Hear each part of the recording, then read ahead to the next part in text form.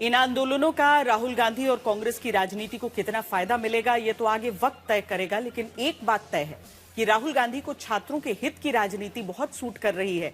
वो जान रहे हैं कि छात्रों के हितों की बातें करने में स्कोप भी बहुत ज्यादा है और उसका प्रभाव भी। और सबसे बड़ा प्रभाव तो ये है कि अगर जेन जी और जेन अल्फा प्रभावित हो गए तो जीवन भर के वोटर बन जाएंगे। इसीलिए राहुल गांधी का छात्रों की गूंज का चौथा एपिसोड कल पुणे में हो रहा है।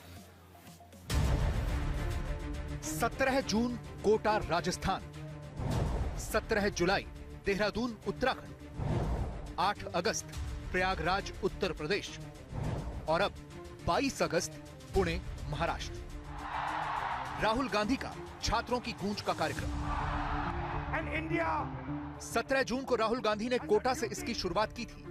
लगातार आ रही पेपर लीक की खबरों के बाद राहुल गांधी ने कोटा में पहला कार्यक्रम किया। Approximately 4 lakh? Yes, sir. 4 lakh. Now... फिर अगला कार्यक्रम प्लान करते करते कांग्रेस को 1 महीना लग गया। 17 जुलाई को देहरादून में छात्रों की गूंज का दूसरा एपिसोड हुआ। तब तक दिल्ली के जंतर मंतर पर सीजेपी के बैनर तले छात्रों का मंच सज चुका था। 20 जुलाई को छात्रों ने संसद मार्च ही कर दिया, जिसके बाद हिंसा हुई और फिर शुरू हुई राहुल गांधी की रिवाइवल पॉलिटिक्स। राहुल गांधी लगातार छात्रों को मुद्दा बनाए हुए हैं, चाहे पेपर लीक की बात हो या उन पर दिल्ली में हुए लाठीचार्ज की। इसी मुद्दे पर संसद का पूरा मॉनसून सत्र धुल गया, लेकिन राहुल गांधी ने छात्रों का मुद्दा नहीं छोड़ा। और अब शनिवार 22 अगस्त को बारी है पुणे की। पुणे में मंच सज चुका है, मैदान तैयार है, बस राहुल गांधी का इंतजार है। सवाल यह है कि क्या राहुल गांधी छात्रों के इन मुद्दों को अपनी पॉलिटिक्स के रिवाइवल का कोई चांस मान रहे हैं? We're doing this program in Pune. You must have heard about it. Chhatron Ki Goonj program, only for women. And in preparing some of the stuff for that program, the presentation for that program, I decided that I would ask the ladies in my team about what their thoughts are being Indian women. And so we did this little exercise where each one of them put out over 20, 30, 40 minutes, exactly how they felt being an Indian woman, how society treated them, the good things, the bad things. And I thought it was quite a good exercise because it helped us a lot, helped me understand a little bit about what you're feeling. My team decided, why not open this to everybody and make it accessible, and let's ask the women who are going to be coming to this program, the women who are going to see this program, what they feel about being an Indian woman. BJP की पूरी कोशिश है कि राहुल गांधी का ये कार्यक्रम किसी भी तरह से फ्लॉप हो जाए। राहुल गांधी पर मुंबई बीजेपी के अध्यक्ष ने बड़ा आरोप लगाया है। अमित साटम मुंबई बीजेपी के अध्यक्ष हैं, जिनका कहना है कि राहुल गांधी इस कार्यक्रम में 25-25 हजार रुपए देकर एंटी नेशनल लोगों को शामिल करा रहे हैं।